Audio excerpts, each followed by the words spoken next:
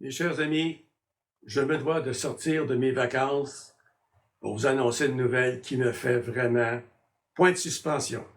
Hey, les journalistes qui trouvent jamais personne qui est contre la vote contournement avec des arguments qui ont du bon sens, écoutez-moi. La fonction publique est un monstre qui se nourrit de lui-même. On coupe dans l'éducation, on coupe dans la santé, on coupe dans les services à la population. Je suis payé, moi, pour être incompétent. J'avais une belle gang de fonctionnaires à Québec au gros salaire qui se pognent le moine en pleine journée. Maintenant, Donald Trump.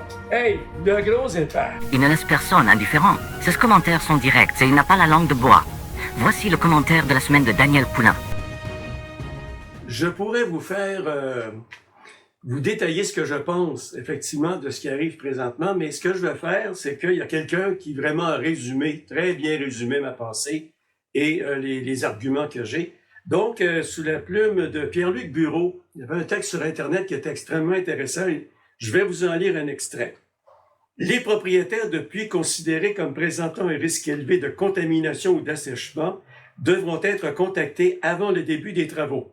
CPKC devra leur fournir de manière proactive un approvisionnement minimal de 3 jours en eau potable, au moins 24 heures avant le commencement de la construction.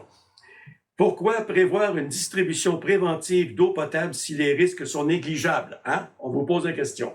L'Office exige également que la surveillance des eaux souterraines et des milieux humides se poursuive pendant au moins 5 ans après le début de l'exploitation.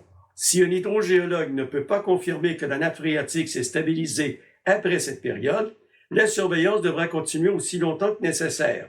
Encore une fois, ces conditions n'existeraient pas si les conséquences possibles sur l'eau, les sols et les milieux humides étaient purement hypothétiques. Une étude réalisée en 2022 a par ailleurs identifié environ 120 puits résidentiels comme pouvant être exposés à un risque de contamination ou d'assèchement.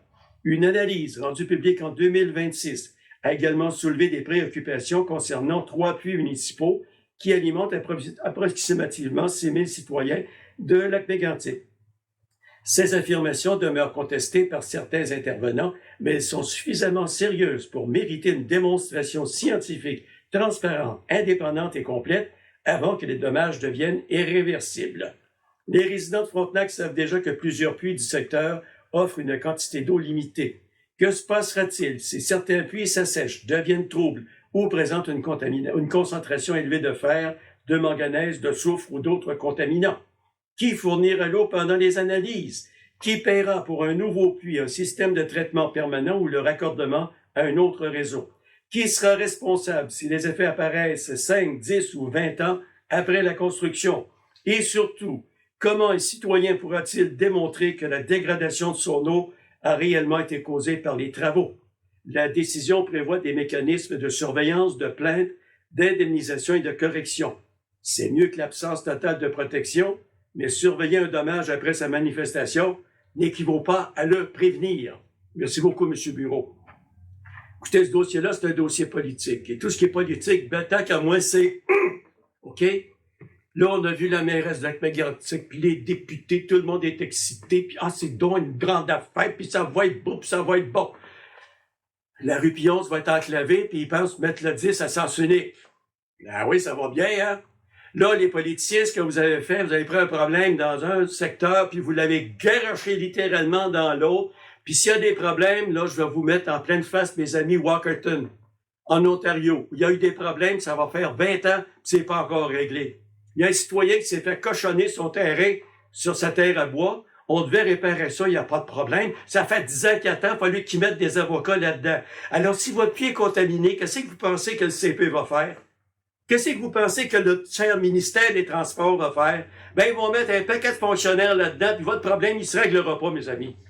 Écoutez, là, juste de savoir que les compagnies d'assurance veulent rien savoir de ce projet-là, parce qu'eux autres assurent des risques potentiels et non des risques vraiment presque concrets.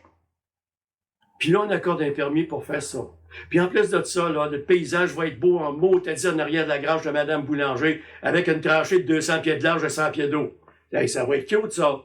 En plus de ça, il va falloir surveiller le niveau de la nappe phréatique, puis je vous avertis que d'après les hydrogéologues, il n'y a pas beaucoup de jeu. Puis il y a de l'eau qui va couler de là, pour l'éternité, finalement. Alors, est-ce qu'on va baisser la nappe phréatique avec ce projet-là? Écoutez, il y a quelqu'un quelque part, là, que ça marche pas son affaire, là. Là, l'OTC nous a dit, ben là, on va vous expliquer pourquoi qu'on a accordé le projet, on va vous dire ça dans un mois. Ben oui, hein. Si tu mets ta décision, mais tu vas me dire pourquoi dans un mois. Prends-tu pour un cave? Fait que les politiciens, là, moi, je vous dis une chose, ce dossier-là, c'est un dossier politique. Puis quand la politique se mêle d'un dossier, ça s'allie, puis ça s'allie pas à peu près. Puis là, les promesses de politiciens, là, vous savez, vous n'êtes pas tenus de les tenir, pour commencer. Parce qu'on sait bien que vous les tenez jamais. Hein, ça fait combien d'années qu'on se fait promettre le vote, en tout cas, comme on vote en Europe, là, puis il ne se passe jamais rien, puis on ne l'a pas, puis vous ne le verrez pas de votre vivant non plus. Alors ça, là, M. Bureau a très bien résumé la chose. On le sait qu'il va y avoir des problèmes, c'est sûr qu'il va y avoir des problèmes. Alors là, quand il va y avoir des problèmes, ben là, attendez-vous que ça va traîner, puis ça va traîner, puis ça va traîner, puis on ne saura pas trop quoi faire, puis ben là, on va peut-être trouver une mesure immédiate, on sait pas trop. Mais écoutez, soyez patients, là, puis on va régler votre problème. Là, je vous invite la semaine prochaine à écouter l'ami Lapierre. Lui est allé voir les recommandations en détail. Je vous avertis qu'il y a quelque chose là-dedans que vraiment, ça tient pas debout leur affaire. De toute façon, mettre le 10 à sens unique, puis enclaver le 11, ben, je vois pas l'utilité de ça pour commencer. Les gens qui demeurent dans le 11, j'aime autant vous dire qu'ils sont pas trop heureux aujourd'hui.